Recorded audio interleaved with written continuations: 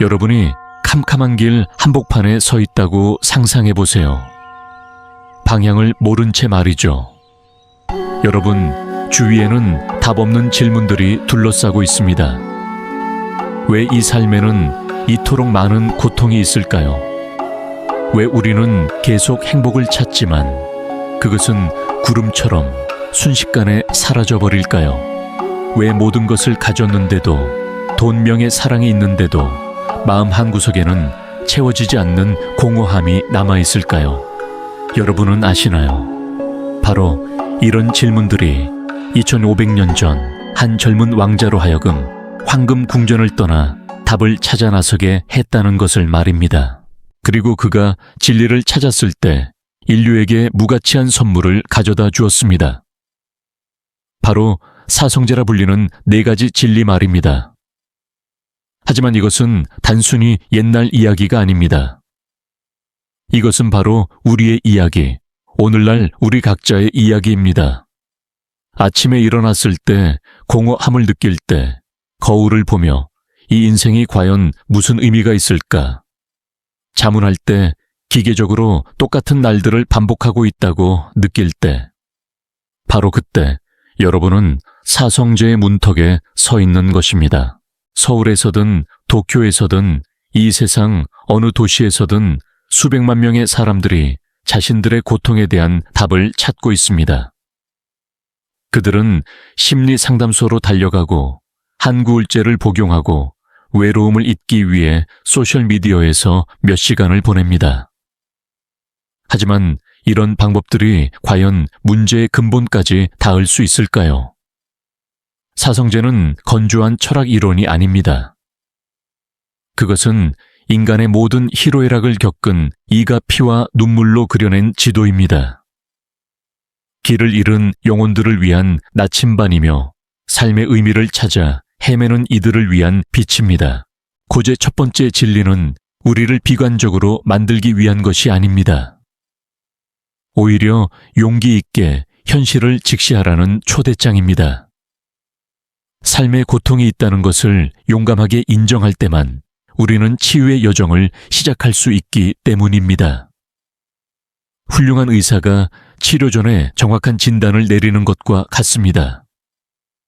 집제 2번째 진리는 인간의식의 깊은 층들을 탐험하는 여행입니다. 모든 고통에는 근원이 있으며 결코 우연하거나 운명 때문이 아니라는 것을 보여줍니다. 원인을 알게 되면 우리는 변화시킬 힘을 갖게 됩니다. 멸제 3번째 진리는 어둠 속에서 비추는 희망의 빛입니다. 고통이 끝날 수 있다는 우리가 영원히 고통 속에서 살도록 선고받지 않았다는 기쁜 소식을 전합니다. 절대적인 평안의 상태가 우리를 기다리고 있습니다. 그리고 도제 마지막 진리는 어둠에서 빛으로, 고통에서 해탈로 가는 실질적인 길입니다. 이것은 산 높은 곳에 응원하는 선승들만을 위한 길이 아닙니다. 바쁜 어머니든 열심히 일하는 아버지든 방향을 찾고 있는 젊은이든 누구나 걸을 수 있는 길입니다. 오늘날 세상이 점점 복잡해지고 기술은 발달했지만 사람들은 오히려 더 외로워하고 모든 것을 가졌지만 가장 중요한 것, 즉 마음의 평안이 부족할 때 사성제는 더욱 절실해집니다. 이것은 종교나 신앙에 관한 이야기가 아닙니다. 이것은 인간에 관한 여러분과 저에 관한 이야기입니다. 우리가 어떻게 삶의 진정한 의미를 찾을 수 있는지, 어떻게 감정의 폭풍을 헤쳐나가 평화로운 항구를 찾을 수 있는지에 대한 이야기입니다. 앞으로 이어질 시간 동안 우리는 각각의 진리를 가장 깊이 있게 탐구할 것입니다. 단순히 머리로 이해하는 것이 아니라 마음으로 느끼며 귀로만 듣는 것이 아니라 온 영혼으로 스며들게 할 것입니다. 사성제는 암송하기 위한 것이 아니라 살아가고 숨쉬고 우리 각자의 진정한 행복을 찾는 여정에서 떼어낼 수 없는 부분이 되기 위한 것이기 때문입니다. 첫 번째 진리 고제에 대해 깊이 들어가 보겠습니다. 여러분이 마지막으로 진정으로 행복했던 순간을 떠올려 보세요. 그 순간이 얼마나 오래 지속되었나요? 몇 시간, 며칠 아니면 단 몇 분이었을까요? 우리는 행복한 순간들이 마치 손가락 사이로 빠져나가는 모래알처럼 사라진다는 것을 잘 압니다. 이것이 바로 고제가 우리에게 가르쳐주는 첫 번째 교훈입니다. 하지만 고제는 단순히 삶이 고통스럽다고 말하는 것이 아닙니다. 그것은 훨씬 더 깊고 복잡한 진리입니다. 석가모니 부처님의 가르침에 따르면 고통에는 여러 가지 형태가 있습니다. 먼저 명백한 고통이 있습니다. 생로병사의 고통 말입니다. 우리는 모두 태어나는 고통으로 이 세상에 왔고 늙어가는 것을 막을 수 없으며 병에 걸리고 결국 죽음을 맞이합니다. 이것은 부자든 가난한 자든 권력자든 평범한 사람이든 예외가 없는 보편적인 경험입니다. 한국의 현대 사회를 보세요. 젊은이들은 치열한 경쟁 사회에서 스트레스에 시달리고 중년층은 가정과 직장 사이에서 압박을 받으며 노인층은 외로움과 건강 악화로 고통받습니다. 이 모든 것들이 고제의 현실적 표현입니다. 하지만 더 미묘한 형태의 고통도 있습니다. 바로 변화의 고통입니다. 우리가 좋아하는 것들은 사라지고 원하지 않는 것들은 계속 머물며 우리가 사랑하는 사람들은 떠나가고 미워하는 사람들과는 계속 마주쳐야 합니다. 이것이 바로 무상의 법칙입니다. SNS를 보세요. 사람들은 끊임없이 완벽한 순간들을 포착하려 합니다. 맛있는 음식, 아름다운 풍경, 행복한 모습들을 사진으로 남기고 공유합니다. 하지만 그 순간이 지나면 무엇이 남을까요? 추억과 함께 그 순간이 다시 오지 않을 것이라는 아련함, 그것이 바로 변화의 고통입니다. 가장 깊은 층의 고통은 존재 자체의 고통입니다. 우리의 몸과 마음을 구성하는 오온즉 물질과 감각과 인식과 의지와 의식 자체가 끊임없이 변화하며 불안정하다는 사실에서 오는 고통입니다. 우리는 안정된 자아를 찾고 싶어 하지만 실제로는 매 순간 변화하는 과정의 흐름일 뿐입니다. 여기서 중요한 것은 부처님께서 이런 고통의 현실을 지적하신 이유입니다. 그것은 우리를 절망에 빠뜨리기 위함이 아니라 현실을 정확히 인식하게 하기 위함입니다. 마치 의사가 환자에게 병명을 알려주는 것처럼 말입니다. 병명을 모르면 치료할 수 없지만 정확히 진단하면 치료의 길이 열립니다. 한국 문화에서 자주 나타나는 한의 정서도 바로 이 고제와 깊은 관련이 있습니다. 한은 단순한 슬픔이나 분노가 아니라 삶의 근본적인 불완전함과 그리움에서 나오는 복합적인 감정입니다. 이것을 부정하거나 억압하는 대신 있는 그대로 받아들일 때 진정한 치유가 시작됩니다. 현대 심리학도 이와 비슷한 접근을 합니다. 인지행동 치료에서는 문제를 정확히 인식하는 것이 치료의 첫걸음이라고 봅니다. 마음 챙김 명상도 현재 순간의 경험을 그것이 좋든 나쁘든 판단하지 않고 있는 그대로 관찰하는 것에서 시작합니다. 고제를 이해하는 것은 약한 것이 아닙니다. 오히려 가장 용기 있는 행동입니다. 우리 사회는 종종 강해 보이기를 요구하고 고통을 숨기라고 압박합니다. 하지만 진정한 강함은 자신의 취약함을 인정하고 그것을 통해 더 깊은 이해와 연민에 도달하는 것입니다. 어떤 사람들은 말할 것입니다. 그러면 인생은 절망적인 것 아니냐고요. 하지만 그렇지 않습니다. 고제는 사성제의 첫 번째 진리일 뿐입니다. 나머지 세 가지 진리가 있기에 고제는 절망이 아니라 희망의 시작점이 됩니다. 고통을 인정한다고 해서 고통에 굴복하는 것이 아닙니다. 오히려 고통의 본질을 정확히 이해함으로써 그것을 변화시킬 수 있는 힘을 얻는 것입니다. 마치 강에서 수영할 때 물의 흐름을 거스르려 하면 더 힘들어지지만 물의 특성을 이해하고 함께 움직이면 쉽게 헤엄칠 수 있는 것과 같습니다. 이제 두 번째 진리 집제로 넘어가 보겠습니다. 집제는 고통의 원인에 대한 진리입니다. 만약 의사가 병을 진단했다면 다음 단계는 그 병의 원인을 찾는 것입니다. 부처님은 인간 고통의 근본 원인을 무명이라고 하셨습니다. 무명이란 진리를 모르는 무지한 상태를 말합니다. 하지만 이 무명은 단순히 정보나 지식이 부족한 것이 아닙니다. 그것은 존재의 참모습을 보지 못하는 근본적인 착각입니다. 우리는 변하지 않는 것이 변한다고 보고 나라는 고정된 실체가 있다고 믿으며 고통스러운 것에서 진정한 행복을 찾으려 합니다. 이 무명에서 탐욕이 생깁니다. 우리는 끊임없이 무언가를 원합니다. 더 많은 돈, 더 높은 지위, 더 좋은 집, 더 멋진 차, 더 완벽한 외모, 더 많은 사랑을 받기를 원합니다. 하지만 한 가지를 얻으면 또 다른 것을 원하게 되고 이 갈망의 사슬은 끝이 없습니다. 한국 사회의 경쟁 문화를 보세요. 어릴 때부터 더 좋은 성적, 더 좋은 대학, 더 좋은 직장을 위해 경쟁합니다.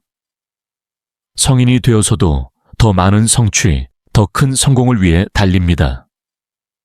하지만 목표에 도달하면 잠시 만족할 뿐 곧 더 큰 목표가 눈에 들어옵니다. 이것이 바로 탐욕의 메커니즘입니다. 탐욕만이 문제가 아닙니다. 분노도 마찬가지로 강력한 고통의 원인입니다. 우리가 원하는 것을 얻지 못하거나 원하지 않는 것을 경험해야 할 때 분노가 일어납니다. 이 분노는 다른 사람을 향할 수도 있고 자기 자신을 향할 수도 있으며 상황이나 운명을 향할 수도 있습니다. 현대 사회에서 분노는 더욱 복잡한 형태로 나타납니다.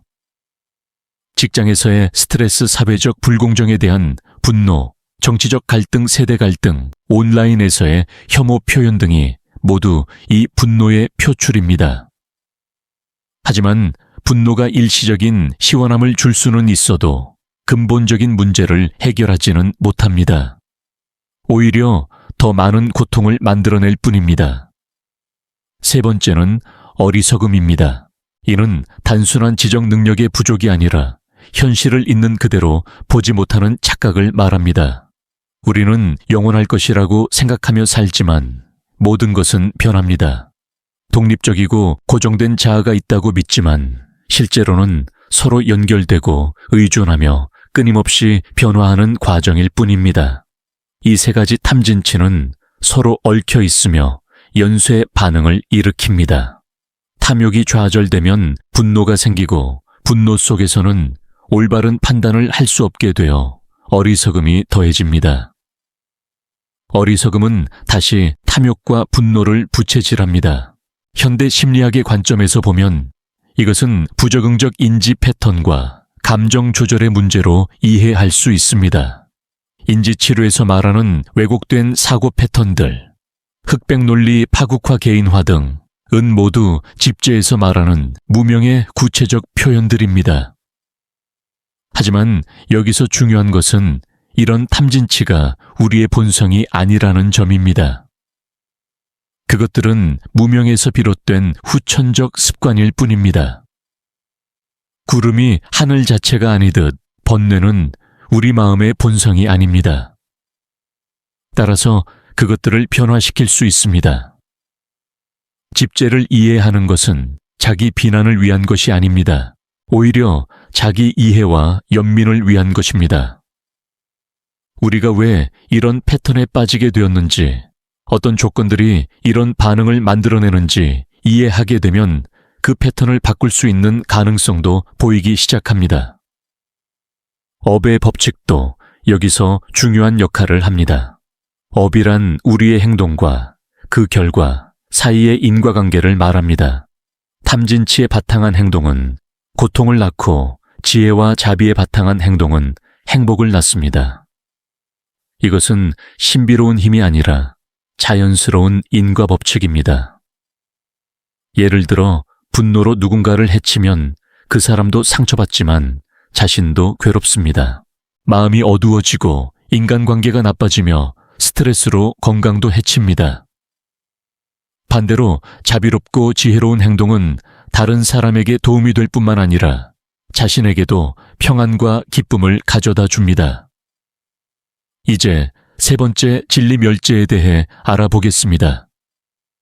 멸제는 희망의 메시지입니다. 고통이 끝날 수 있다는 완전한 평안이 가능하다는 기쁜 소식입니다. 이 상태를 열반이라고 부릅니다. 열반은 어떤 장소가 아니라 마음의 상태입니다. 탐진치가 완전히 소멸된 상태 무명이 지혜로 변환된 상태를 말합니다. 많은 사람들이 열반을 죽음 후에 도달하는 어떤 곳으로 생각합니다. 하지만 그렇지 않습니다. 열반은 지금 여기서 이 생에서 실현 가능한 상태입니다.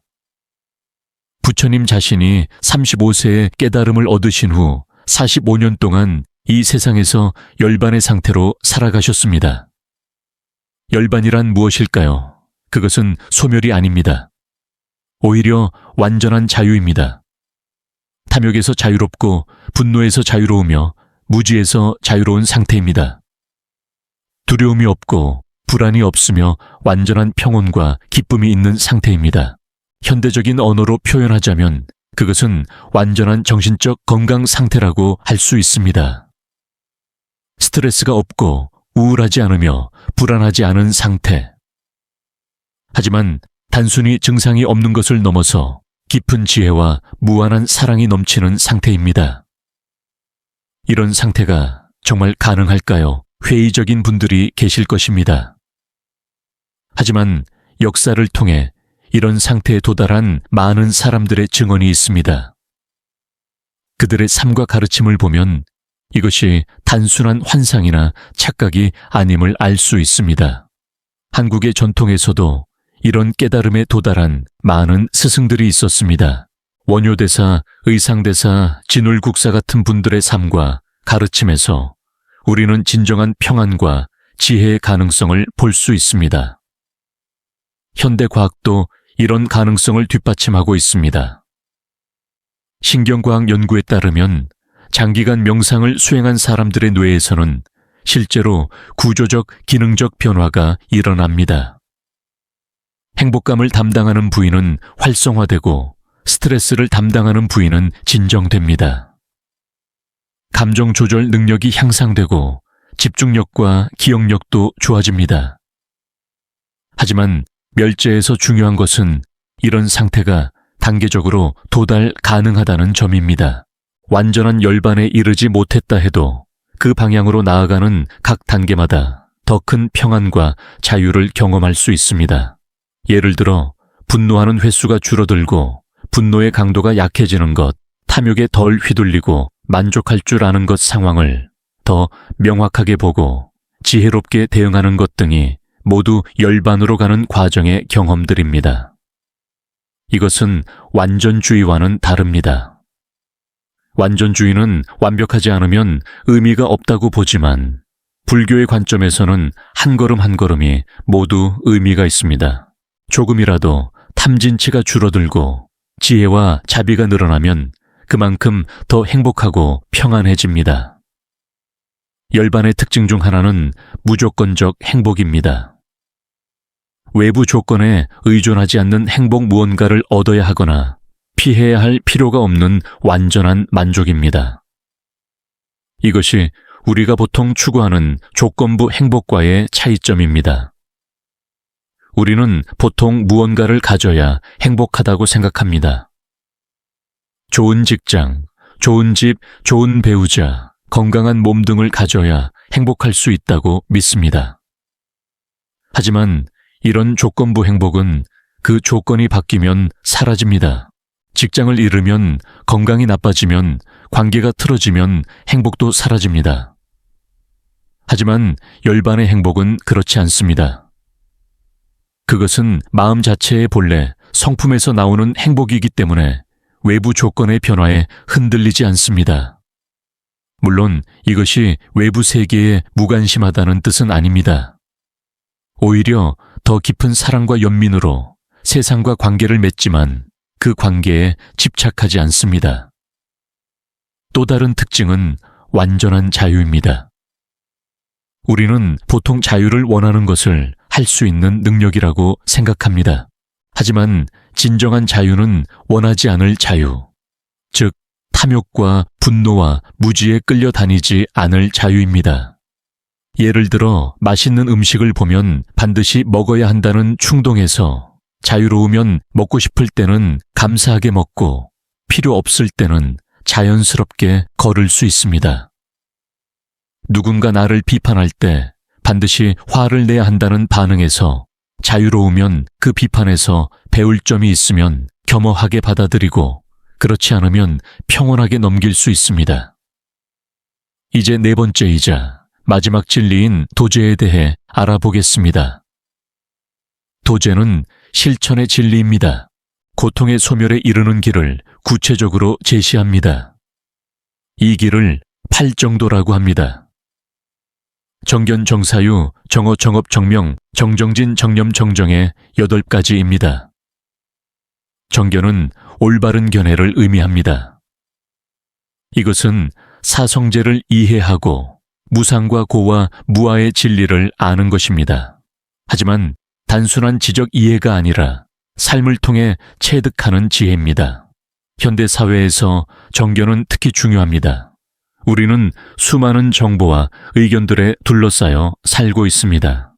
SNS 뉴스, 광고, 책, 영화 등을 통해 끊임없이 다양한 세계관과 가치관에 노출됩니다. 이 중에서 무엇이 진실이고 무엇이 유익한지 분별하는 능력이 필요합니다. 정견은 또한 자기 자신에 대한 올바른 이해를 포함합니다.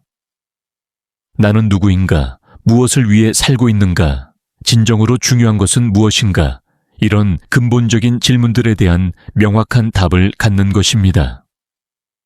정사유는 올바른 생각, 올바른 의도를 의미합니다. 탐욕과 악의와 해로움에서 벗어난 생각, 자비와 지혜에 바탕한 생각을 기르는 것입니다. 우리의 생각은 우리의 감정과 행동을 결정합니다. 부정적이고 파괴적인 생각을 계속하면 마음이 어두워지고 행동도 해롭게 됩니다. 반대로 긍정적이고 건설적인 생각을 기르면 마음이 밝아지고 행동도 유익해집니다. 정사유는 단순한 긍정적 사고와는 다릅니다. 현실을 부정하고 좋은 일만 생각하는 것이 아니라 현실을 있는 그대로 보도해 지혜롭고 자비로운 관점에서 바라보는 것입니다. 정언은 올바른 말을 의미합니다. 거짓말을 하지 않고 이간질하지 않으며 거칠고 상처 주는 말을 하지 않고 쓸데없는 잡담을 하지 않는 것입니다. 현대 사회에서 말의 힘은 더욱 커졌습니다. SNS를 통해 우리의 말은 순식간에 수많은 사람에게 퍼져나갑니다. 한 번의 부주의한 발언이 큰 파장을 일으킬 수 있습니다. 따라서 말을 하기 전에 이것이 진실한지 필요한지 친절한지 생각해보는 습관이 중요합니다.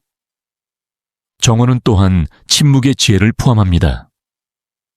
때로는 말하지 않는 것이 더 현명할 수 있습니다. 상대방의 말을 끝까지 들어주고 성급하게 판단하거나 조언하지 않으며 공감과 이해를 표현하는 것도 정어의 실천입니다. 정업은 올바른 행동을 의미합니다. 살생하지 않고 훔치지 않으며 성적으로 부정한 행위를 하지 않는 것입니다. 이것은 단순한 금지가 아니라 생명을 존중하고 정직하게 살며 진실한 관계를 맺는다는 적극적인 의미입니다. 현대적 해석에서 정업은 더 넓은 의미를 갖습니다. 환경을 보호하고 공정한 거래를 하며 다른 사람의 인권을 존중하고 사회적 책임을 다하는 것도 모두 정업에 포함됩니다. 정명은 올바른 생계를 의미합니다. 다른 생명에게 해를 끼치지 않는 방법으로 생계를 꾸리는 것입니다. 전통적으로는 무기거래, 생명거래, 독이나 술거래의 점술 등이 금지되었습니다. 현대 사회에서는 더 복잡한 문제들이 있습니다. 환경을 파괴하는 산업 인권을 침해하는 기업 사회에 해로운 상품이나 서비스를 파는 일 등에 대한 윤리적 판단이 필요합니다. 완전히 깨끗한 직업을 찾기는 어렵겠지만 가능한 한 해로움을 최소화하고 유익함을 최대화하는 방향으로 선택하는 것이 정명입니다. 정정진은 올바른 노력을 의미합니다. 악한 것이 일어나지 않게 하고 이미 일어난 악한 것은 제거하며 선한 것이 일어나게 하고 이미 일어난 선한 것은 더욱 발전시키는 4가지 노력입니다. 정정진에서 중요한 것은 균형입니다. 너무 느슨하면 발전이 없고 너무 급하면 번아웃이나 좌절을 경험할 수 있습니다. 마치 현을 너무 느슨하게 하면 소리가 나지 않고 너무 팽팽하게 하면 끊어지는 것과 같습니다. 정념은 올바른 마음 챙김을 의미합니다. 몸과 감각과 마음과 생각을 명확하게 알아차리는 것입니다. 현재 순간에 온전히 있으면서 일어나는 모든 현상을 판단하지 않고 있는 그대로 관찰하는 것입니다. 마음 챙김은 현대 심리치료에서도 널리 활용되고 있습니다. MBSR, MBCT, ACT 등의 치료법들이 모두 불교의 마음 챙김 수행에 기반하고 있습니다. 수많은 연구들이 마음 챙김의 효과를 입증하고 있습니다. 마음 챙김은 단순히 주의를 집중하는 것이 아닙니다. 열린 마음으로 현재의 경험을 받아들이되 그것에 휩쓸리지 않는 자세를 기르는 것입니다. 즐거운 경험에 집착하지 않고 불쾌한 경험을 거부하지 않으며 중성적인 경험을 무시하지 않는 것입니다. 정정은 올바른 집중을 의미합니다. 마음을 한 점에 모아 안정된 평온함을 기르는 것입니다. 이것은 단순한 집중력과는 다릅니다. 깊은 평안과 기쁨이 동반되는 마음의 상태입니다. 정정의 단계에는 여러 층이 있습니다. 초기에는 거친 생각들이 가라앉고 마음이 안정됩니다. 더 깊어지면 생각 자체가 거의 없어지고 순수한 의식만 남습니다. 가장 깊은 단계에서는 주체와 객체의 구분도 사라지는 경험을 하게 됩니다. 하지만 정정의 목적은 이런 특별한 경험 자체가 아닙니다. 그것은 지혜를 기르기 위한 도구입니다. 마음이 고요하고 안정될 때 사물의 참모습을 더 명확하게 볼 수 있기 때문입니다. 팔정도는 하나의 통합된 수행 체계입니다. 8가지가 서로 분리된 것이 아니라 서로 돕고 보완하는 관계입니다. 정견이 없으면 다른 수행들이 방향을 잃고 정어와 정업이 없으면 마음이 불안정해져 정념과 정정을 기르기 어렵습니다. 현실적으로는 완벽하게 모든 것을 동시에 실천하기 어려울 수 있습니다. 따라서 자신의 상황과 성향에 맞게 우선순위를 정하고 단계적으로 접근하는 것이 좋습니다. 예를 들어 말을 조심하는 것부터 시작해서 점차 다른 영역으로 확장하거나 마음챙김 명상을 통해 정념을 기른 후 다른 수행들을 더하는 방식입니다. 중요한 것은 완벽주의에 빠지지 않는 것입니다.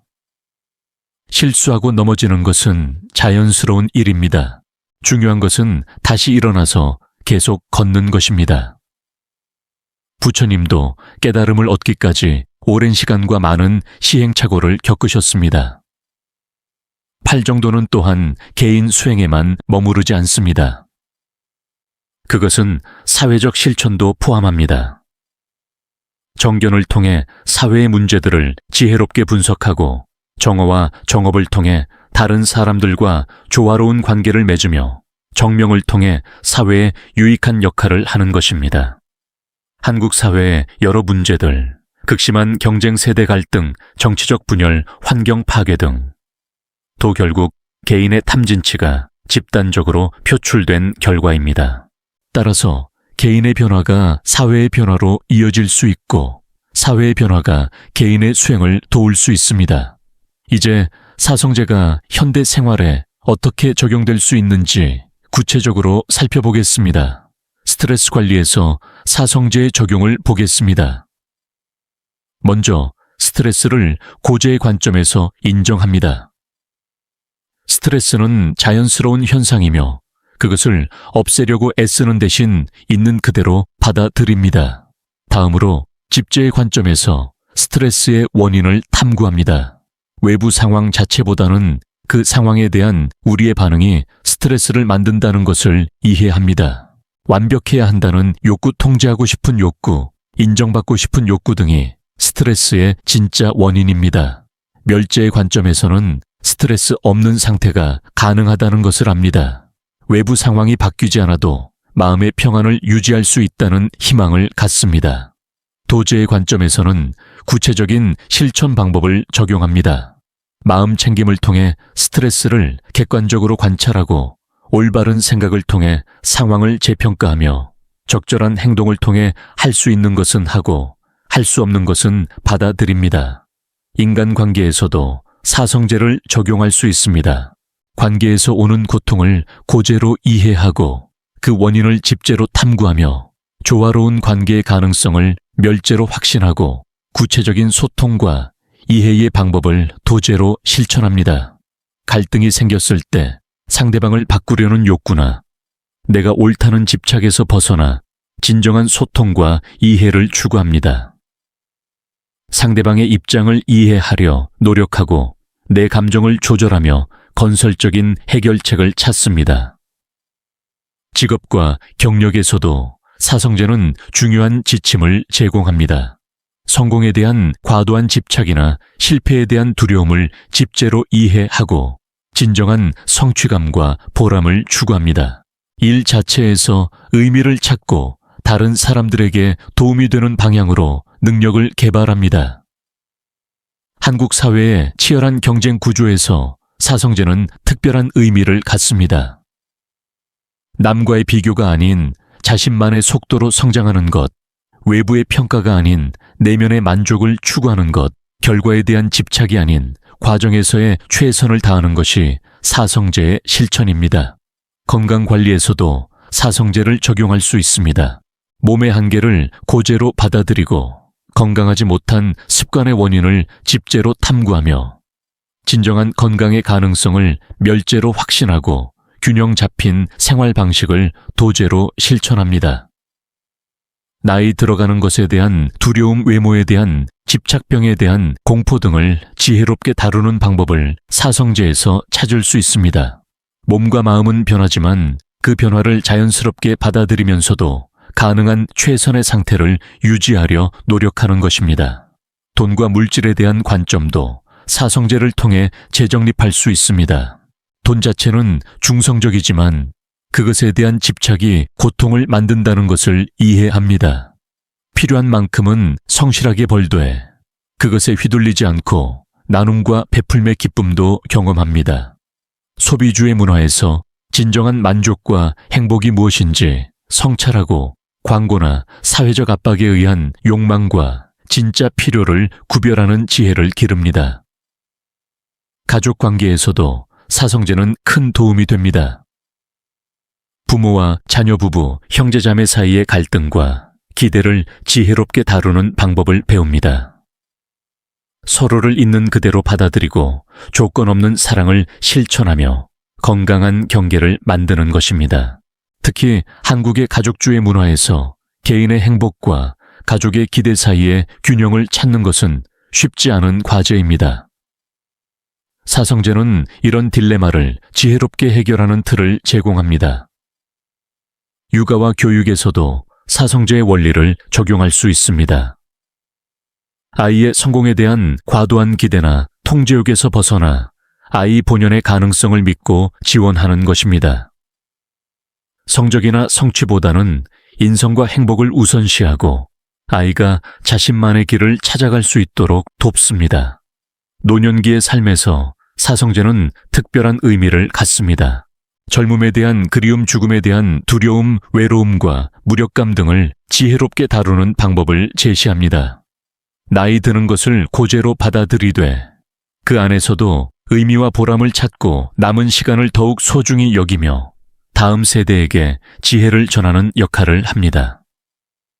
현대 사회의 기술 발전과 사성제의 관계도 흥미롭습니다. 스마트폰, SNS, 인터넷 등이 주는 편리함과 동시에 오는 중독이나 소외감을 사성제의 관점에서 이해할 수 있습니다. 기술 자체는 중성적이지만 그것을 사용하는 마음의 상태가 중요합니다. 정보의 홍수 속에서 진짜 지혜와 가짜 정보를 구별하는 능력, 온라인 관계와 오프라인 관계의 균형, 디지털 디톡스의 필요성 등도 모두 사성제의 원리로 접근할 수 있습니다. 환경 문제도 사성제와 연결됩니다. 기후변화와 환경 파괴는 인간의 탐욕과 무지에서 비롯된 집단적 고통입니다. 개인의 마음의 변화가 생활 방식의 변화로 이어지고 이것이 모여서 사회적 변화를 만들어낼 수 있습니다. 사성제는 또한 죽음과 상실에 대한 지혜로운 관점을 제공합니다. 사랑하는 사람을 잃었을 때, 건강을 잃었을 때, 꿈을 포기해야 할 때의 아픔을 고제로 받아들이고 집착과 거부감을 집제로 이해하며 치유와 성장의 가능성을 멸제로 확신하고 구체적인 애도와 회복의 과정을 도제로 실천할 수 있습니다. 한국 사회에서 특히 중요한 것은 집단주의와 개인주의 사이의 균형입니다. 사성제는 극단적인 개인주의도 극단적인 집단주의도 경계합니다. 개인의 해탈을 추구하되 다른 사람들에 대한 자비를 잊지 않고 사회적 책임을 다하되 자신의 정체성을 잃지 않는 중도의 길을 제시합니다. 정치와 사회 참여에서도 사성제는 지침을 줍니다. 사회의 불의에 분노하되 그 분노가 맹목적 증오가 되지 않도록 하고 변화를 추구하되 결과에 집착하지 않으며 이상을 품되 현실을 무시하지 않는 균형 잡힌 시민의식을 기릅니다. 창의성과 예술 활동에서도 사성제를 적용할 수 있습니다. 완벽한 작품에 대한 집착에서 벗어나 창작 과정 자체를 즐기고 인정받고 싶은 욕구를 내려놓고 순수한 표현의 기쁨을 경험하며 예술을 통해 다른 사람들에게 치유와 영감을 전하는 것입니다. 사성제를 일상에 적용할 때 중요한 것은 점진적이고 지속적인 실천입니다. 하루아침에 모든 것을 바꾸려 하지 말고 작은 것부터 시작해서 꾸준히 이어가는 것이 중요합니다. 예를 들어 아침에 일어나서 잠시 명상하는 것, 식사할 때 감사하는 마음을 갖는 것, 화날 때 한번 깊게 숨 쉬는 것, 자기 전에 하루를 돌아보는 것 등 작은 실천들이 모여서 큰 변화를 만들어냅니다. 또한 혼자만의 수행에 머무르지 말고 같은 길을 걷는 사람들과 함께하는 것도 도움이 됩니다. 명상 모임, 독서 모임, 봉사활동 등을 통해 서로 격려하고 지혜를 나누는 것입니다. 사성제는 종교적 배경과 관계없이 누구나 적용할 수 있는 보편적 지혜입니다. 불교도가 아니더라도 다른 종교를 믿더라도 사성제의 원리는 인간의 기본적인 경험에 바탕하고 있기 때문에 유용합니다. 현대 심리학과 신경과학의 발견들도 사성제의 타당성을 뒷받침하고 있습니다. 마음 챙김의 효과, 감사의 힘, 자비 명상의 신경학적 변화 등 많은 연구들이 불교의 가르침이 과학적으로도 유효함을 보여줍니다. 하지만 과학적 검증이 사성제의 전부는 아닙니다. 사성제는 측정 가능한 효과를 넘어서 삶의 깊은 의미와 목적에 대한 통찰을 제공합니다. 그것은 단순히 스트레스를 줄이거나 행복을 늘리는 기법이 아니라 존재의 근본적 진리에 대한 깨달음입니다. 2500년 전 인도의 한 왕자가 발견한 이 진리가 오늘날 한국의 현대인들에게도 여전히 유효한 이유는 인간의 근본적 조건이 바뀌지 않았기 때문입니다. 기술과 문화는 변했지만 인간의 마음 고통의 본질 행복에 대한 갈망은 본질적으로 같습니다. 사성제는 또한 개인적 차원을 넘어 사회적 글로벌 차원에서도 적용될 수 있습니다. 전쟁, 빈곤, 환경 파괴, 불평등 등 인류가 직면한 문제들도 결국 집단적 탐진치에서 비롯된 것입니다. 개인의 각성이 모여서 집단의 각성이 되고 이것이 세상을 변화시키는 힘이 될 수 있습니다. 한국이 세계에서 차지하는 위치를 생각할 때도 사성제는 의미가 있습니다. 경제적 성공을 이룬 한국이 이제는 정신적, 문화적 성숙도 보여줄 때입니다. 한국의 전통적 지혜와 불교적 통찰이 세계에 기여할 수 있는 영역이 분명히 있습니다. BTS의 음악에 담긴 자기 성찰과 사랑의 메시지, 봉준호 감독의 영화에 나타난 사회적 통찰, 손흥민 선수의 겸손하고 성실한 자세 등에서 우리는 한국적 지혜의 가능성을 봅니다. 이런 것들이 바로 사성제의 현대적 표현일 수 있습니다. 미래의 한국 사회가 나아갈 방향을 생각할 때도 사성제는 중요한 지침을 제공합니다. 단순한 경제 성장이나 기술 발전을 넘어서 진정한 행복과 의미를 추구하는 사회 개인의 성장과 사회적 조화가 균형을 이루는 사회 전통의 지혜와 현대적 혁신이 만나는 사회를 만들어가는데 사성제가 기여할 수 있습니다. 교육에서도 사성제는 새로운 패러다임을 제시합니다. 경쟁과 성취 중심의 교육에서 협력과 성장 중심의 교육으로, 지식 전달 중심에서 지혜 개발 중심으로, 외적 성공에서 내적 만족으로 교육의 목표를 전환하는데 사성제가 도움이 될 수 있습니다. 의료와 건강관리에서도 사성제의 원리를 적용할 수 있습니다. 질병만 치료하는 것이 아니라 전인적 건강을 추구하고 증상만 없애는 것이 아니라 근본 원인을 다루며 몸과 마음을 분리하지 않고 통합적으로 접근하는 것입니다. 경제와 경영에서도 사성제는 새로운 관점을 제공합니다. 단기적 이익만 추구하지 않고 지속 가능한 발전을 고려하며 주주만이 아닌 모든 이해관계자의 행복을 생각하고 경쟁만이 아닌 협력의 가치도 인정하는 것입니다. 사성제를 현대적으로 해석하고 적용할 때 주의해야 할 점도 있습니다. 첫째, 너무 개인주의적으로 해석하여 사회적 책임을 소홀히 하지 않아야 합니다. 개인의 해탈이 목표이지만 그것이 다른 사람들에 대한 무관심으로 이어져서는 안 됩니다. 둘째, 현실 도피의 수단으로 사용하지 않아야 합니다. 사성제는 현실을 직시하고 적극적으로 대응하라고 가르치지 현실에서 도망치라고 하지 않습니다. 셋째, 완벽주의나 자기 비판의 도구로 사용하지 않아야 합니다. 사성제는 자기 연민과 이해를 바탕으로 하며 실수와 실패도 성장의 과정으로 받아들입니다. 넷째, 문화적 맥락을 무시하지 않아야 합니다. 2500년 전 인도의 가르침이지만 한국의 현실과 문화에 맞게 적절히 해석하고 적용해야 합니다. 사성제의 궁극적 목표는 개인의 완전한 해탈과 깨달음이지만 그 과정에서 얻는 모든 작은 깨달음과 성장도 소중합니다. 완전한 부처가 되지 못했다고 해서 의미가 없는 것이 아닙니다. 한 걸음씩 나아가는 모든 순간이 값진 것입니다. 사성제를 실천하는 사람은 자연스럽게 더 행복하고 평안해집니다. 스트레스가 줄어들고 인간관계가 개선되며 삶의 만족도가 높아집니다. 하지만 이런 부차적 효과들보다 더 중요한 것은 존재의 진실을 보게 되고 진정한 자유를 경험한다는 것입니다. 현대 한국 사회가 직면한 많은 문제들, 높은 자살률, 저출산, 사회적 갈등, 정신건강 문제 등의 근본에는 개인과 사회의 정신적 가난함이 있습니다. 물질적으로는 풍요로워졌지만 정신적으로는 메마른 상태입니다. 사성제는 이런 정신적 갈증을 해소할 수 있는 감로수와 같습니다. 특히 젊은 세대들이 겪고 있는 무력감, 절망감, 방향감각 상실에 사성제는 명확한 나침반을 제공합니다.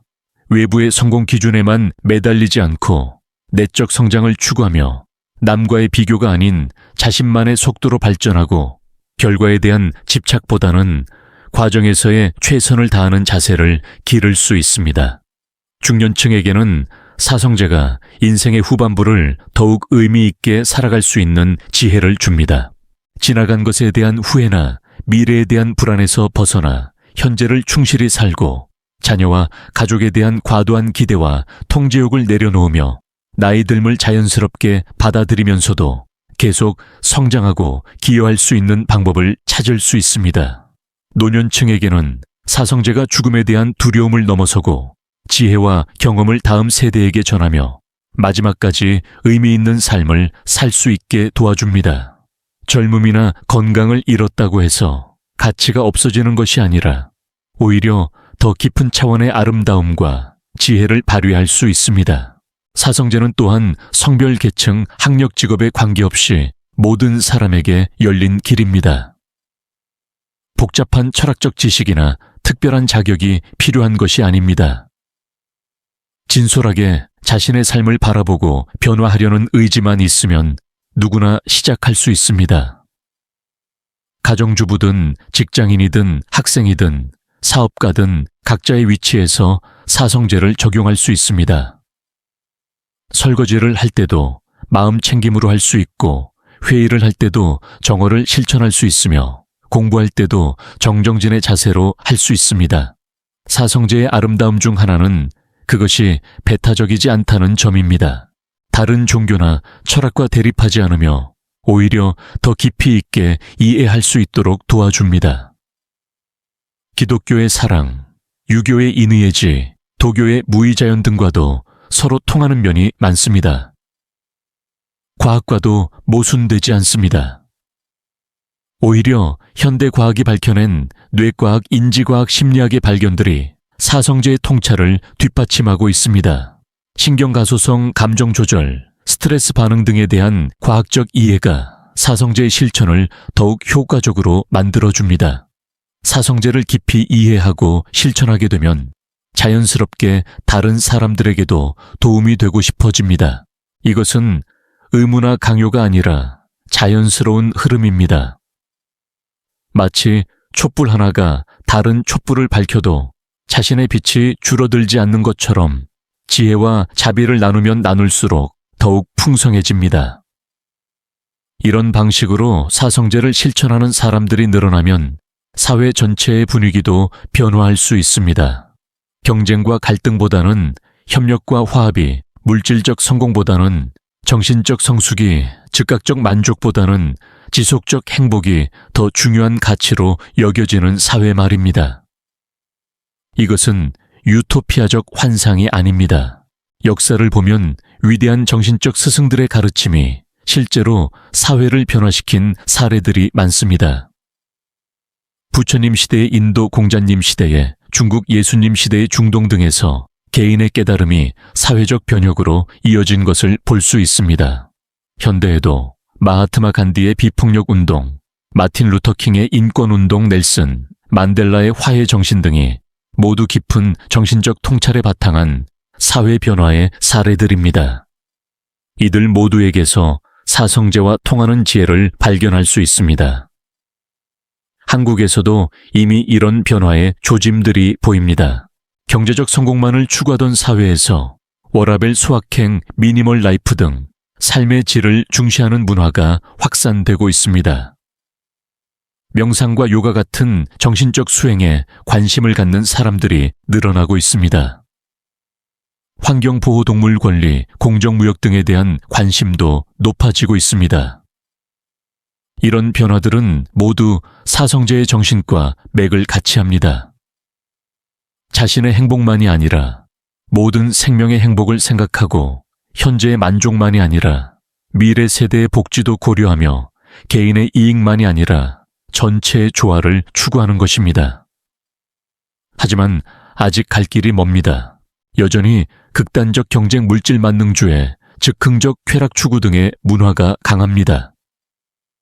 정신적 가치보다는 외적 성취가 더 인정받고 내면의 평안보다는 외부의 자극이 더 선호됩니다. 이런 상황에서 사성제를 실천한다는 것은 때로 어려울 수 있습니다. 주변의 이해를 받지 못하거나 비현실적이라는 비판을 받을 수도 있습니다. 하지만 이런 어려움도 수행의 일부입니다. 역경 속에서도 평안을 유지하고 오해받아도 자비심을 잃지 않으며 혼자여도 올바른 길을 걷는 것이 진정한 수행입니다. 다행히 혼자가 아닙니다. 세계 곳곳에서 같은 길을 걷는 사람들이 있고 한국에서도 점점 더 많은 사람들이 이런 가치에 관심을 갖고 있습니다. 온라인을 통해서도 서로 연결되고 격려할 수 있습니다. 사성제를 실천하는 것은 마라톤과 같습니다. 단거리 달리기처럼 빠른 결과를 기대하면 금세 지치고 포기하게 됩니다. 하지만 꾸준히 자신의 페이스를 유지하며 계속 나아가면 반드시 목적지에 도달할 수 있습니다. 그 과정에서 때로는 넘어질 수도 있고 길을 잃을 수도 있으며 포기하고 싶을 수도 있습니다. 하지만 그럴 때마다 사성제로 돌아가면 됩니다. 지금의 고통을 고제로 받아들이고 그 원인을 집제로 탐구하며 벗어날 수 있다는 희망을 멸제에서 얻고 구체적인 방법을 도제에서 찾는 것입니다. 중요한 것은 완벽하게 하는 것이 아니라 계속하는 것입니다. 하루에 한 번이라도 사성제를 떠올리고 한 가지라도 실천하며 한순간이라도 깨어있는 것만으로도 의미가 있습니다. 또한 실천의 결과에 집착하지 않는 것도 중요합니다. 빨리 깨달음을 얻으려 하거나 다른 사람보다 앞서가려 하거나 특별한 경험을 추구하려 하면 오히려 멀어집니다. 그저 묵묵히 성실하게 하루하루 최선을 다하는 것이 가장 확실한 길입니다. 사성제의 실천은 개인적인 것이지만 동시에 사회적인 것이기도 합니다. 내가 변하면 내 주변 사람들도 영향을 받고 그것이 점점 확산되어 사회 전체가 변할 수 있습니다. 나비 효과처럼 작은 변화가 큰 변화를 만들어낼 수 있습니다. 따라서 사성제를 실천하는 것은 자신만을 위한 것이 아니라 모든 사람을 위한 일이기도 합니다. 내가 더 행복하고 평안해지면 내 가족이, 내 동료가, 내 이웃이 더 행복해집니다. 내가 더 지혜로워지면 더 현명한 판단을 하게 되고 그것이 사회에 긍정적 영향을 미칩니다. 이런 관점에서 사성제의 실천은 가장 실용적이고 효과적인 사회 봉사이기도 합니다. 직접적인 봉사 활동도 중요하지만 자신을 변화시키는 것이야말로 세상을 변화시키는 가장 근본적인 방법입니다. 마지막으로 사성제를 현대적으로 해석하고 적용할 때 전통의 깊이를 잃지 않는 것도 중요합니다. 현대적 언어와 방법을 사용하되 원래의 정신과 본질은 그대로 보존해야 합니다. 유행을 따라 피상적으로 이용하는 것이 아니라 진지하고 깊이 있게 접근해야 합니다. 한국 불교의 오랜 전통과 현대적 적용 사이의 균형도 중요합니다.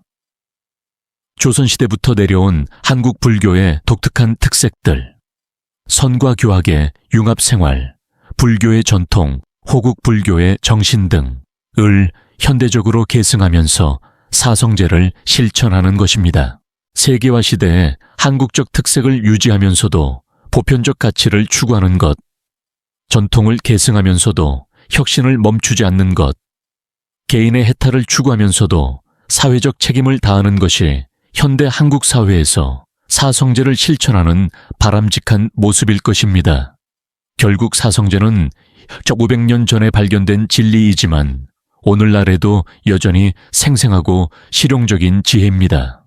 그것은 시대를 초월한 인간의 보편적 경험에 바탕하고 있기 때문입니다. 고통과 행복, 사랑과 이별, 성공과 실패, 삶과 죽음은 시대와 장소를 불문하고 모든 인간이 겪는 경험입니다. 현대 기술이 아무리 발전해도 사회 제도가 아무리 개선되어도 인간 마음의 근본적 작동 원리는 바뀌지 않습니다. 탐욕과 분노와 무지는 여전히 고통의 원인이고 지혜와 자비와 평안은 여전히 행복의 조건입니다. 따라서 사성제는 과거의 유물이 아니라 현재의 친구이자 미래의 안내자입니다. 그것은 우리가 어디에서 와서 어디로 가고 있는지, 무엇을 위해 살고 있는지, 어떻게 살아야 하는지에 대한 명확한 답을 제공합니다. 여러분, 각자의 삶에서 사성제가 어떤 의미를 가질지는 여러분 스스로 발견해야 할 몫입니다. 이론으로만 이해해서는 진정한 의미를 알 수 없습니다. 직접 실천해보고 경험해보고 체득해보아야 합니다. 작은 것부터 시작하세요. 하루에 몇 분이라도 조용히 앉아서 자신의 마음을 관찰해보세요. 화가 날 때 한 번 더 생각해보고 반응하세요. 감사할 일을 찾아보세요. 다른 사람에게 친절한 말을 건네보세요. 이런 작은 실천들이 모여서 큰 변화를 만들어냅니다. 그리고 완벽하지 않아도 괜찮다는 것을 기억하세요. 실수하고 넘어지고 다시 일어서는 것이 인간입니다. 중요한 것은 포기하지 않고 계속 나아가는 것입니다. 부처님도 한순간의 깨달음을 얻으신 것이 아니라 오랜 수행과 노력을 통해 도달하셨습니다. 사성제는 여러분이 진정으로 행복하고 의미 있는 삶을 살 수 있도록 도와줄 것입니다. 외부의 성공이나 인정에 의존하지 않는 진정한 행복, 어떤 상황에서도 흔들리지 않는 내적 평안, 모든 존재에 대한 깊은 사랑과 연민을 경험하게 될 것입니다. 그리고 그런 여러분을 통해 주변 사람들도, 사회도, 세상도 조금씩 더 아름다워질 것입니다. 이것이 바로 사성제가 개인적 해탈을 넘어 사회적 변화까지 이끌어내는 힘입니다. 오늘 이 순간부터 사성제와 함께하는 새로운 여정을 시작해 보시기 바랍니다. 그 여정은 때로는 험하고 어려울 수 있지만 반드시 여러분을 더 깊은 행복과 자유로 인도할 것입니다. 2500년 전 한 인간이 발견한 위대한 진리가 오늘을 살아가는 여러분의 삶에 새로운 빛을 비춰주기를 진심으로 기원합니다.